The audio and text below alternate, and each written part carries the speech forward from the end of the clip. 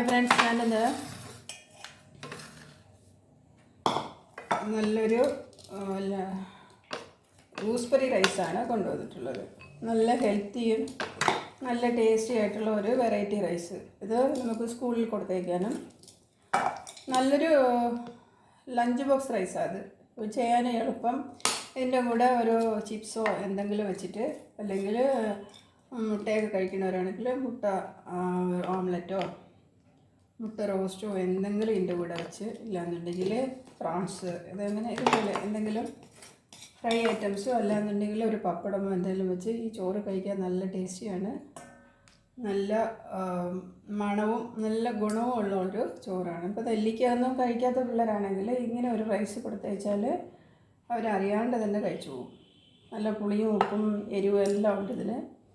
അപ്പോൾ ഇതെങ്ങനെ ചെയ്യണമെന്ന് നമുക്ക് നോക്കിയിട്ട് വരാം. ഹായ് ഫ്രണ്ട്സ്, ഇന്ന് നമുക്ക് ഒരു നെല്ലിക്ക ചോറ് എങ്ങനെ ചെയ്യണമെന്ന് നോക്കാം. നെല്ലിക്കാസാധം. അപ്പോൾ അതിന് വേണ്ടിയിട്ട് ഞാനിവിടെ കുറച്ച് ചോറ് എടുത്തിട്ടുണ്ട്. അപ്പോൾ നമ്മൾ ചോറിൻ്റെ ക്വാണ്ടിറ്റി അധികമാണെങ്കിൽ ഒരു 3-4 നെല്ലിക്കയൊക്കെ എടുക്കാം. ഇപ്പോൾ ഞാൻ ഇതിലേക്ക് ഒരു 2 നെല്ലിക്ക എടുക്കുന്നത്. നെല്ലിക്കയും പച്ചമുളകും കൂടെ ഒന്ന് തരിതരിയായിട്ട് മിക്സിയിലിട്ട് അടിച്ചെടുക്കണം.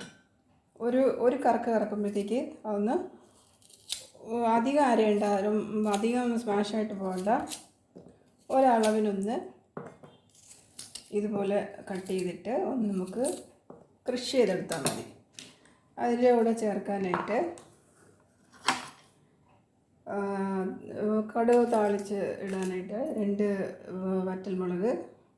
മുളകൊക്കെ ഇപ്പോൾ നമ്മുടെ ഇഷ്ടത്തിന്, നമ്മുടെ എരിവനുസരിച്ച് ഇട്ടാൽ മതി. കുറച്ച് ഗ്രൗണ്ട്നട്ട്, ഉഴുന്ന്, ഒരു 1/2 സ്പൂൺ ഉഴുന്ന്, 1/2 സ്പൂൺ കടലപ്പരിപ്പ്. പിന്നെ ഇതിൻ്റെ കൂടെ നമുക്ക് കടുകും ചേർക്കണം.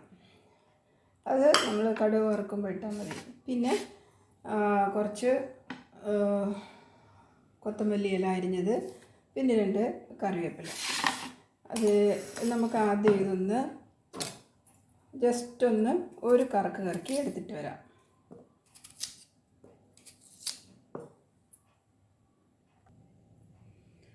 അതിൽ ഇതുപോലെ ഇത്ര രീതി ഒരുപാട് അരയാൻ പാടില്ല, എങ്ങനെ നമ്മൾ അരച്ചെടുത്താൽ മതി. ഒരു 2 കറക്ക് കറക്കുമ്പോൾ അത് പൊടിഞ്ഞു വന്നുള്ളൂ.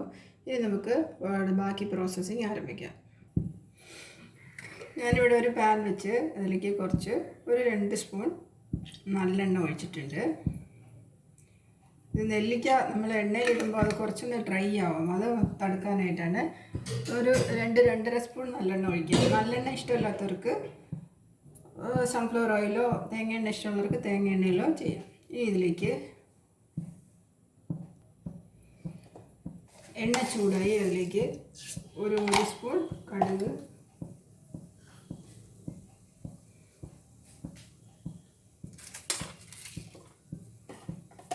കടുകൊന്ന് പൊട്ടി വരുമ്പോൾ അതിലേക്ക് എടുത്ത് വെച്ചിരിക്കുന്ന കടലപ്പരിപ്പും ഉഴുന്നും കൂടെ ഇടാം. ഇത് വേർക്കടല ഞാൻ കുറച്ച് വറുത്തതാണ്, അതുകൊണ്ട് ഇതൊന്ന് ചൂടായതിന് ശേഷം അതിലേക്ക് വറുക്കാത്ത കടലയാണെങ്കിൽ നമ്മൾ ഇതിൻ്റെ കൂടെ തന്നെ ഇടാം.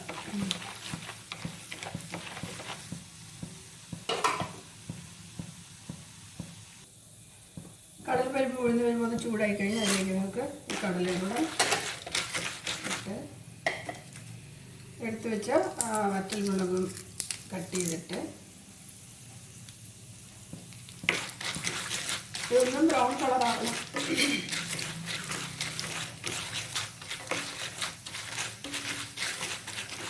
ഇത് പൊരിഞ്ഞ് കഴിഞ്ഞാൽ അതിലേക്ക് നമുക്ക്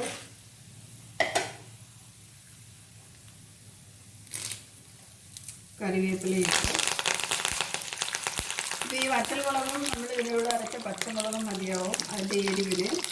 അതിൻ്റെ കൂടെ നമ്മളിത് അരച്ച് വെച്ച നെല്ലിക്കയും പച്ചമുളകും കൂടെ എടുത്ത് നല്ല ഒന്ന് അതിൻ്റെ പച്ച വാസന പോകാതെ ഒന്ന് വഴറ്റണം. ഇനി അതിലേക്ക് മഞ്ഞൾപ്പൊടി, അതൊരു ഈ ചോറിൻ്റെ കളർ കൊടുക്കുന്നത് മഞ്ഞൾപ്പൊടിയാണ്. നമ്മൾ ലെമൺ റൈസൊക്കെ ഉണ്ടാക്കുന്നത് പോലെ മഞ്ഞൾപ്പൊടി ഇട്ട് നല്ല ഒന്ന് അതിൻ്റെ ആ പച്ചവാസന പോകുന്ന വരയ്ക്കും ഒന്ന് വഴറ്റി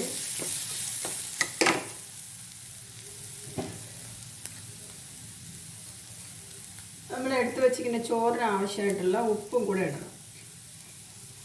ഇതിൽ നമ്മൾ കുറച്ചിട്ടിട്ട് ചോറിട്ട് മിക്സ് ചെയ്യുമ്പോഴത്തേക്ക് കുറച്ചുകൂടെ ഉണ്ടോ എന്ന് നോക്കിയിട്ട് ഇട്ട് അധികം ആയിപ്പോയാലും നമ്മൾ മാറ്റാൻ പറ്റില്ലല്ലോ. പിന്നെ അങ്ങനെയാണെങ്കിൽ എക്സ്ട്രാ ചോറ് നമ്മുടെ കയ്യിലുണ്ടെങ്കിൽ അത് കൂടെ ഇട്ട് അത് നമ്മളെടുത്തിട്ട് മെനുവായിട്ടിട്ട് നല്ലോണം മിക്സ് ചെയ്യാം. നെല്ലിക്ക ഇട്ട് കഴിഞ്ഞപ്പോൾ അതിൻ്റെ എണ്ണയുടെ കൺസിസ്റ്റൻസി കുറഞ്ഞില്ലേ, അപ്പോൾ നമ്മൾ കുറച്ചുകൂടെ എണ്ണ ഒഴിക്കണം.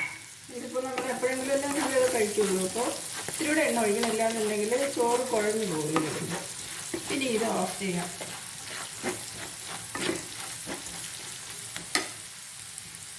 ഇതിലേക്ക് ഇത് നമ്മൾ എടുത്ത് വെച്ചിട്ട് സ്റ്റൗ ഓഫ് ചെയ്തതിന് ശേഷം ചോറിട്ട് കുറച്ച് നാറിയതിന് ശേഷം ചോറിട്ട് ഇളക്കണം. ചോറ് പൊടിഞ്ഞു പോവാതെ മിക്സ് ചെയ്തെടുക്കണം. നല്ല ടേസ്റ്റി ആയിട്ടുള്ള ഒരു വെറൈറ്റി റൈസാണ്.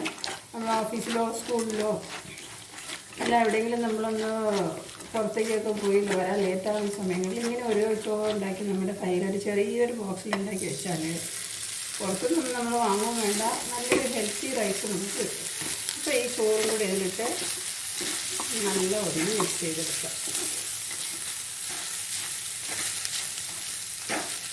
ഇത് നെല്ലിക്കയുടെ കശപ്പൊന്നും ഉണ്ടാവില്ല, നല്ല ടേസ്റ്റി ആയിരിക്കും, ഹെൽത്തിയാണ്. അപ്പോൾ നെല്ലിക്ക കഴിക്കാത്ത ആൾക്കാർക്ക് ഇങ്ങനെ ചോറുണ്ടാക്കി കൊടുത്താൽ അതെന്താണെന്ന് അറിയില്ല, നല്ല ടേസ്റ്റാണ്. മുടിക്കും ഷുഗർ കംപ്ലൈൻ്റ് ഉള്ളവർക്കും ഇത് നല്ലൊരു, അധികം നമ്മൾ വേവിച്ചിട്ടില്ലല്ലോ, കുറച്ചൊന്ന് വാട്ടിയതല്ലേ ഉള്ളൂ. അപ്പോൾ ഇനി ഇതിന് എത്ര ഉപ്പുണ്ടെന്ന് നോക്കിയിട്ട് നമുക്ക് കഴിക്കാനായിട്ട് എടുക്കാം.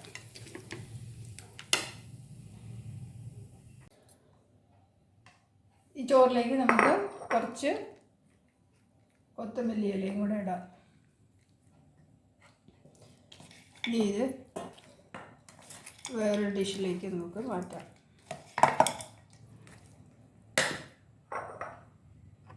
ഹായ് ഫ്രണ്ട്സ്, അപ്പം നമ്മുടെ നെല്ലിക്ക റൈസ് ഇവിടെ റെഡി ആയിട്ടുണ്ട്.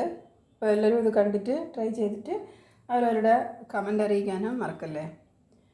അപ്പോൾ ഇനിയൊരു നല്ലൊരു റെസിപ്പി ആയിട്ട് വരുന്നതായിരിക്കും. Thank you.